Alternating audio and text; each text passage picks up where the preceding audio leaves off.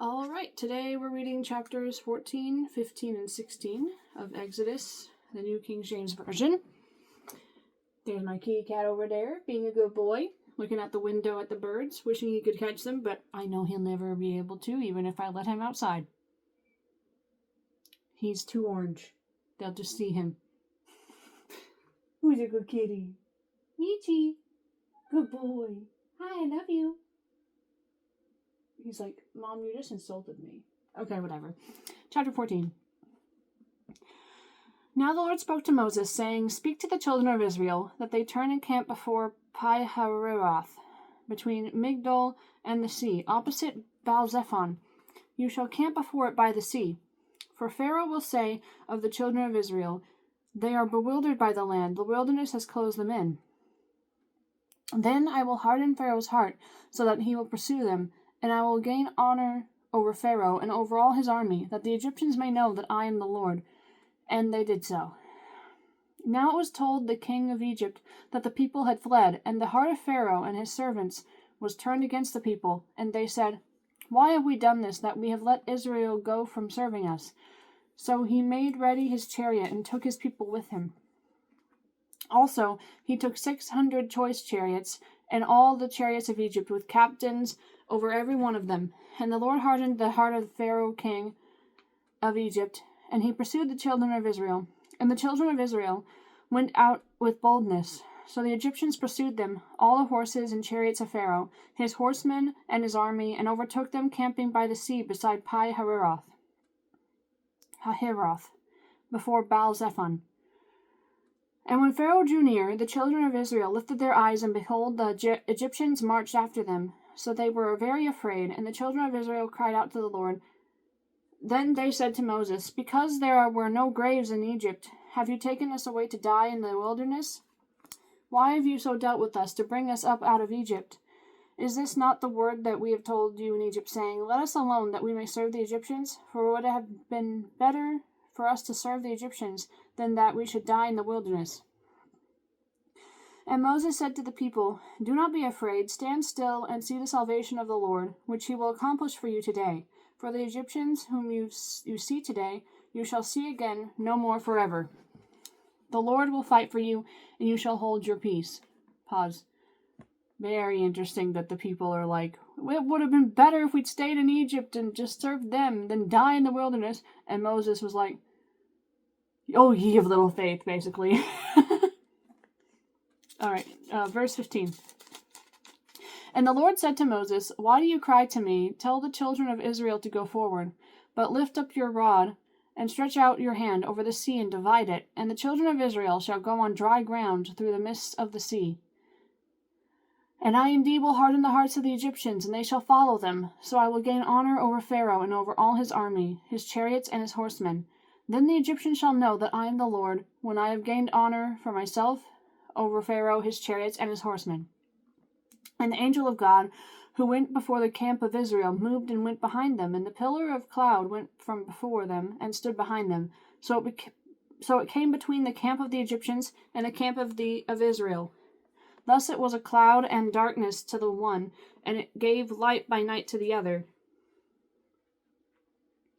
so that the one did not come near the other all that night. Oh, that's interesting. That's a detail I didn't know at all. It came between the camps of the Egyptians and the Israeli, and the children of Israel, and Israel had light at night, and the Egyptians had the darkness and couldn't see past. Wow, that's cool. Then Moses stretched out his hand over the sea, and the Lord caused the sea to go back by a strong east wind all that night, and made the sea into dry land, and the waters were divided. So the children of Israel went into the midst of the sea on the dry ground, and the waters were a wall to them on their right hand and on their left. And the Egyptians pursued and went after them into the midst of the sea, all Pharaoh's horses, his chariots, and his horsemen. Now it came to pass in the morning watch that the Lord looked down upon the army of the Egyptians through the pillar of fire and cloud, and he troubled the army of the Egyptians. And he took off their chariot wheels, so they drove them with difficulty. And the Egyptians said, "Let us flee from the face of Israel, for the Lord fights for them against the Egyptians." Then the Lord said to Moses, "Stretch out your hand over the sea, that the waters may come back upon the Egyptians, on their chariots and on their horsemen." And Moses stretched out his hand over the sea, and when the morning appeared, the sea returned to its full depth, while the Egyptians were fleeing into it. So the Lord overthrew the Egyptians in the midst of the sea. Then the waters returned and covered the chariots, the horsemen, and all the army of Pharaoh that came into the sea after them. Not so much as one of them remained. But the children of Israel had walked on dry land in the midst of the sea, and the waters were a wall to them on their right hand and on their left. So the Lord saved Israel that day out of the hand of the Egyptians, and Israel saw the Egyptians dead on the seashore.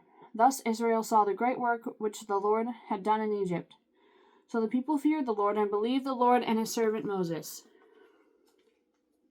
All right, that was chapter 14. Chapter 15. Then Moses and the children of Israel sang this song to the Lord and spoke, saying, "I will sing to the Lord, for he has triumphed gloriously. The horse and its rider he has thrown into the sea. The Lord is my strength and song, and he has become my salvation. He is my God, and I will praise him, my father's God, and I will exalt him. Verse 3. The Lord is a man of war, the Lord is his name. Pharaoh's chariots and his army he has cast into the sea. His chosen captains also are drowned in the Red Sea.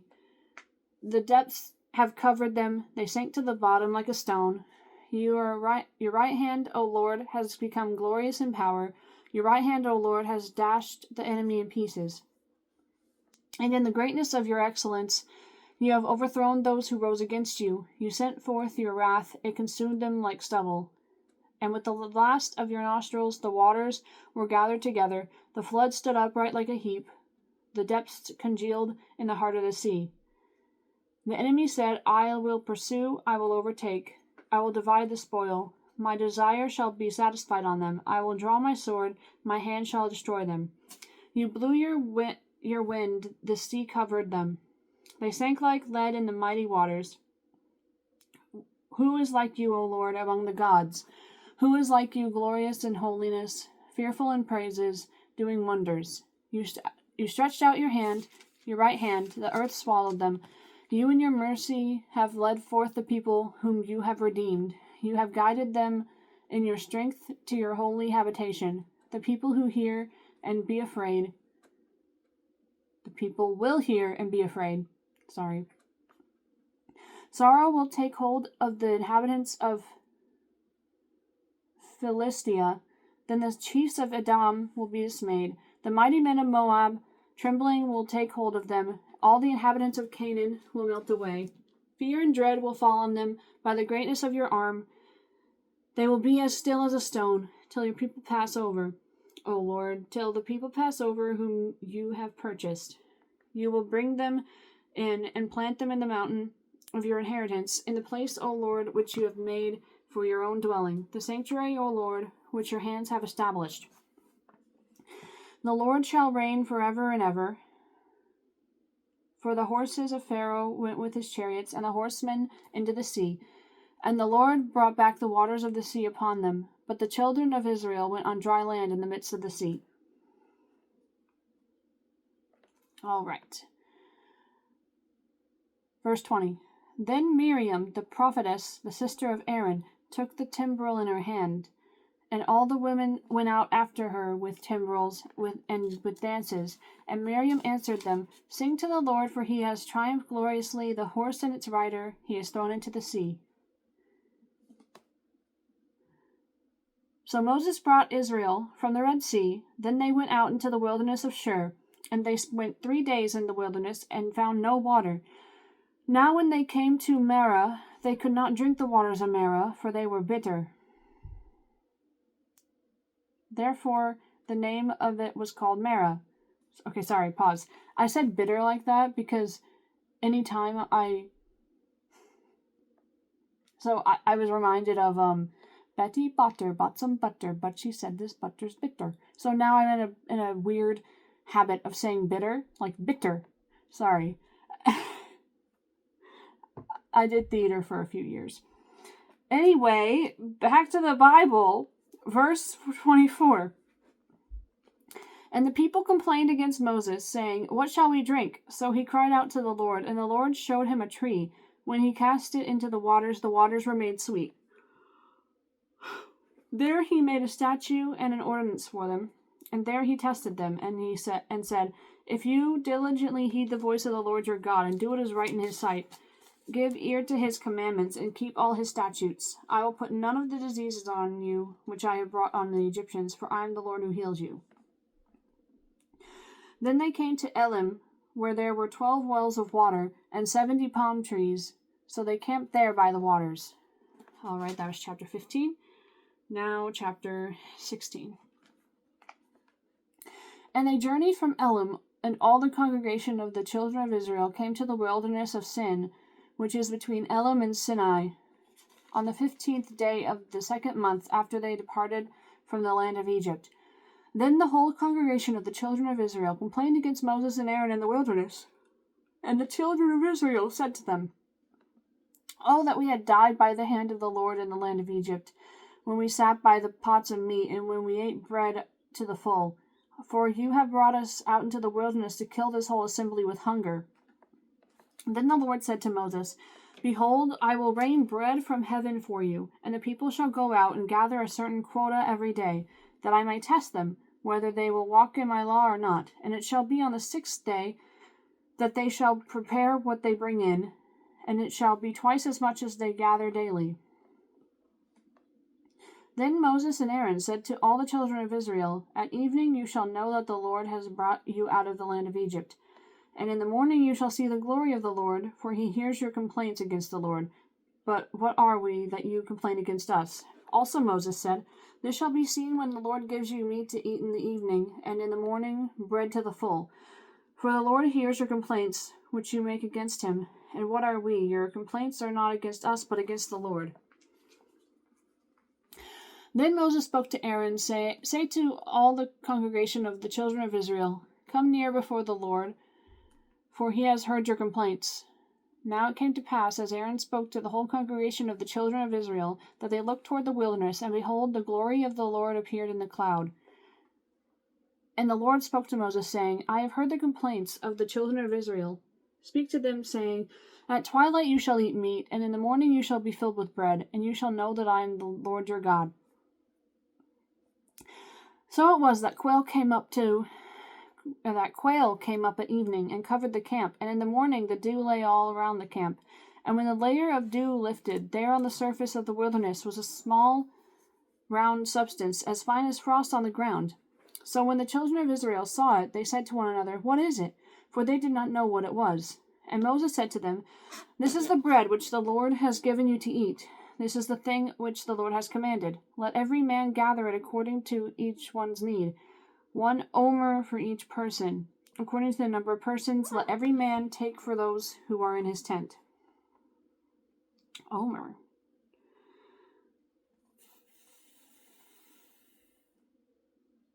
I don't know what an Omer is. Okay, whatever. Verse 17. Then the children of Israel did so and gathered, some more, some less. So when they measured it by omers, he who gathered much had nothing left over, and he who gathered little had no lack. Every man had gathered according to each one's need. And Moses said, "Let no one leave any of it till morning." Notwithstanding, they did not heed Moses. But some of them left part of it until morning, and it bred worms and stank. And Moses was angry with them, so they gathered it every morning, every man according to his need. And when the sun became hot, it melted. And so it was, on the 6th day, that they were gathered twice as much bread, 2 omers for each one. And all the rulers of the congregation came and told Moses. Then he said to them, "This is what the Lord has said. Tomorrow is a Sabbath rest, a holy Sabbath to the Lord.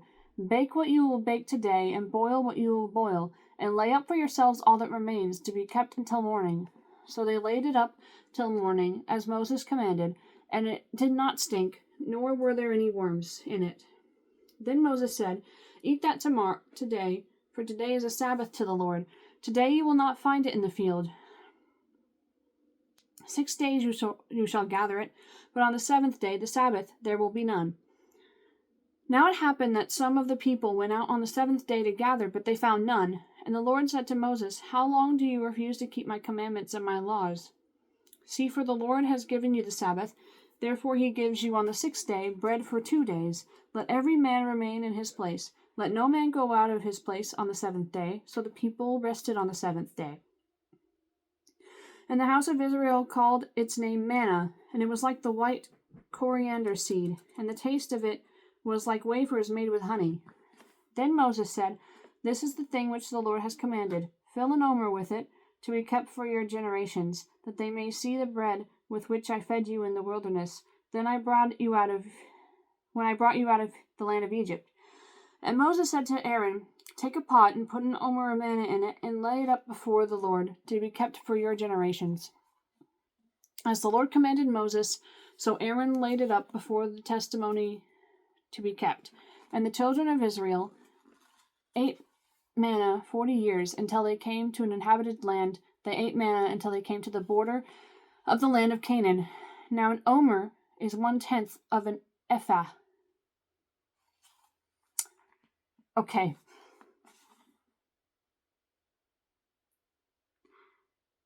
What's an ephah?